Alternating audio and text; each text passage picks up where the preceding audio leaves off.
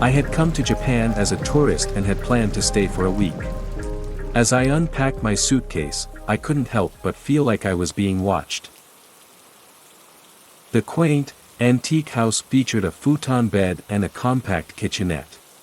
However, I couldn't shake the feeling that something was not quite right. While I was apprehensive about potentially disturbing my neighbors with my nocturnal activities, I was equally apprehensive about the possibility of being disturbed by them. Knowing how thin the walls of traditional Japanese structures can be, I hoped for the best while steeling myself for any unexpected disturbances. Ultimately, I resolved to make the most of my stay, and hoped that my neighbors would be as accommodating as possible.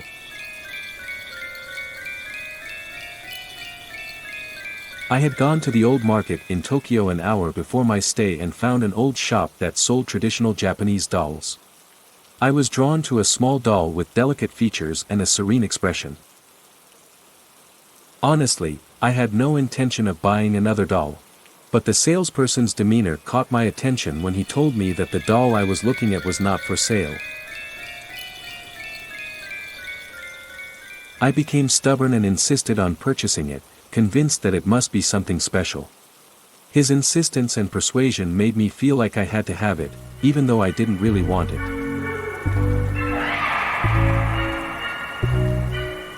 Little did I know that this innocent souvenir would lead to a terrifying ordeal that would stay with me forever. The doll seemed innocent enough, but it wasn't long before strange things began to happen. Objects would move on their own, and I would wake up in the middle of the night to find the doll in a different position than where I had left it. At first, I thought it was my imagination, but the more I observed, the more convinced I became that the doll was somehow possessed. It was as if it had a will of its own. The doll's presence began to affect the other residents of the apartment building as well. They would knock on my door late at night, complaining of strange noises and sightings of a small figure moving through the halls. The tension in the building began to escalate as the doll's influence grew stronger. I tried to get rid of it, but it always seemed to find its way back to my apartment. I began to feel like I was losing my mind.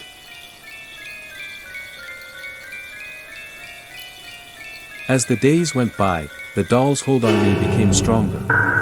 I would find myself talking to it, pleading with it to leave me alone. But it never listened.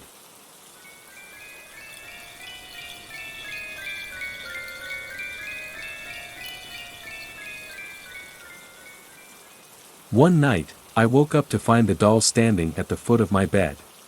Its eyes seemed to glow in the darkness, and I could feel its malevolent presence in the room.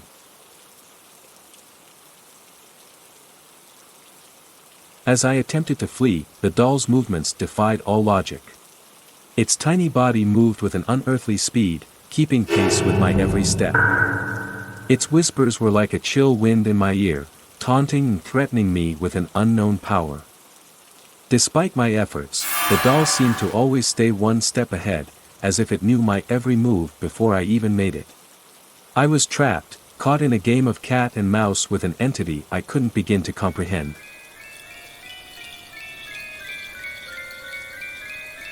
After 2 weeks of unexplainable events in the apartment, including strange noises and objects moving on their own, I knew that the doll was the source of the evil energy. With the help of a local spiritual expert, I learned that the doll was possessed by a malevolent spirit that had been trapped inside for centuries.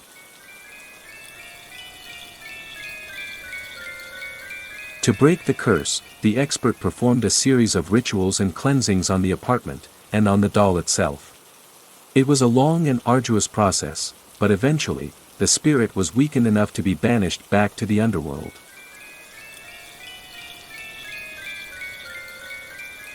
The next morning, when I woke up, the doll was gone. No longer did I feel the cold breath on my neck, or hear the sinister whispers in my ear. The apartment was silent, and for the first time in weeks, I felt a sense of peace and safety.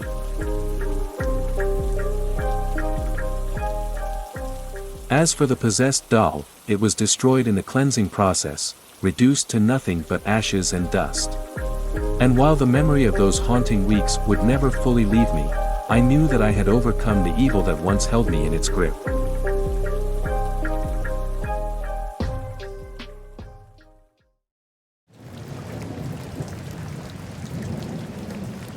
It was a rainy night in Tokyo City when a new guest arrived at my Airbnb listing. He seemed like a nice guy, polite and well-spoken, but something about him made me feel uneasy. After showing him around the apartment and the guest room, I left him to settle in, hoping that my initial impressions were wrong.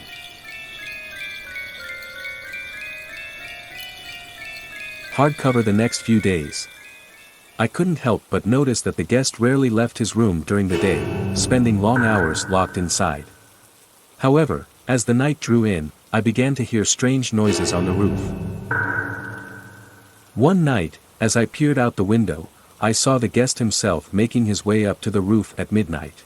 It was then that I remembered the stories my neighbors had told me of seeing someone up there at odd hours. As the pieces began to fall into place, I couldn't shake the feeling that something sinister was happening inside the house. One night, I decided to investigate and used a spare key to enter the room.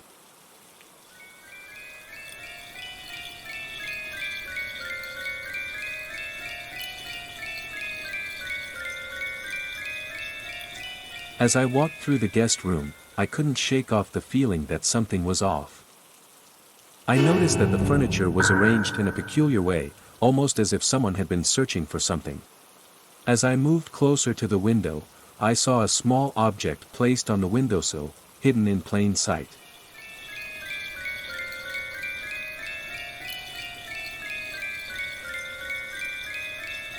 It was a small, black camera, its lens pointed directly at the bed. The realization hit me like a ton of bricks, and I couldn't help but feel violated. Who would do something like this? And for what purpose? As the days went by, I found myself constantly on edge, wondering if I was being watched or followed. The more I thought about it, the more convinced I became that the guest was not who he seemed.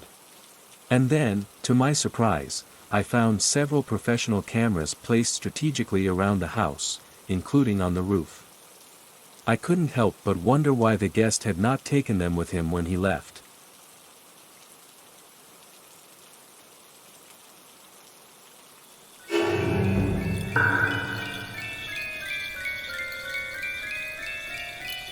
But what unnerved me the most was the fact that all the cameras were pointing towards the building where a famous crime writer lived. Was the guest trying to send a message? Or was he trying to implicate someone else? The possibilities were endless, and the suspense was killing me.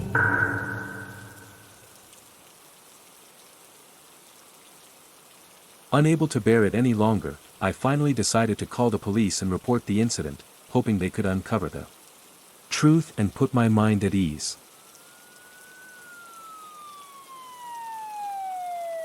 The police arrived and conducted a thorough investigation. They discovered that the guest was on the list of police suspects and had been on the run for a long time. The reason why he left the camera for me remains a mystery to this day.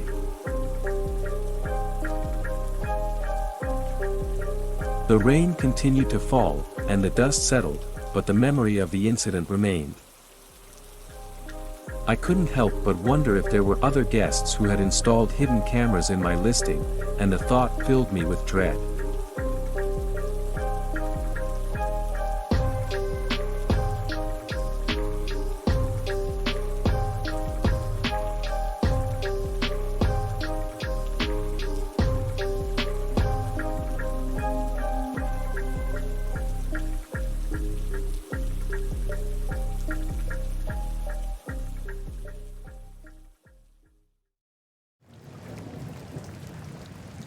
As an American tourist, I was thrilled to be renting a modern and chic apartment in the bustling city of Tokyo, Japan. It was everything I had hoped for, complete with sleek furniture, futuristic technology, and a breathtaking view of the city skyline.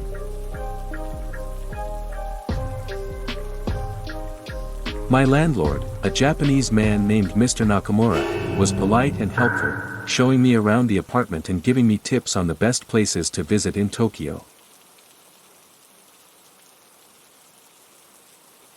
Little did I know, Mr. Nakamura was hiding a dark secret that would change my life forever.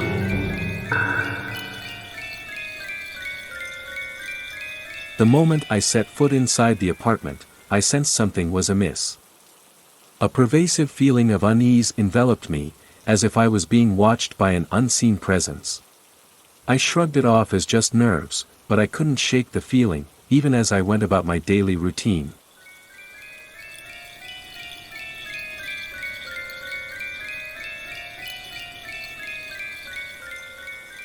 Days turned into nights, and I started to have vivid dreams about a little girl who pointed to a hidden part of the closet.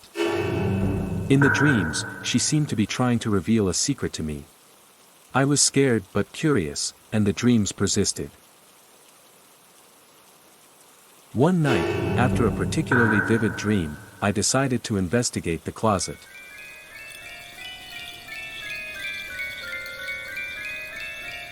I sat up, heart racing, and looked around the room.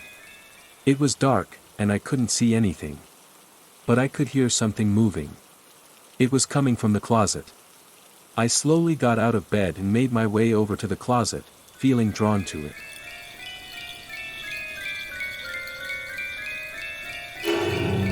I could sense an evil presence in the room. I hesitated momentarily before opening the closet door. Inside, I found old newspapers from the 1980s, all of which covered a murder report. The strange thing was that the picture of Mr. Nakamura was very similar to the same murderer who had been executed years before. I was filled with dread and fear, realizing that I had been living with a murderer.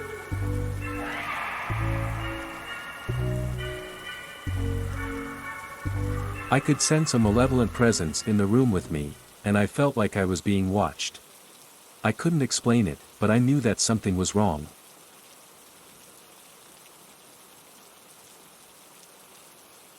I quickly gathered the newspapers and called the police, hoping to catch Mr. Nakamura before he could harm anyone else.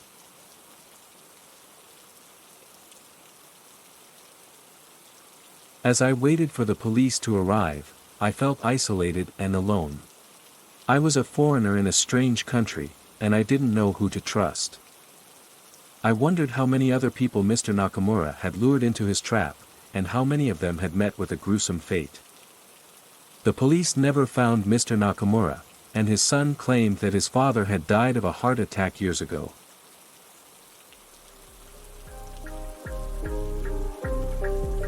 But I knew the truth.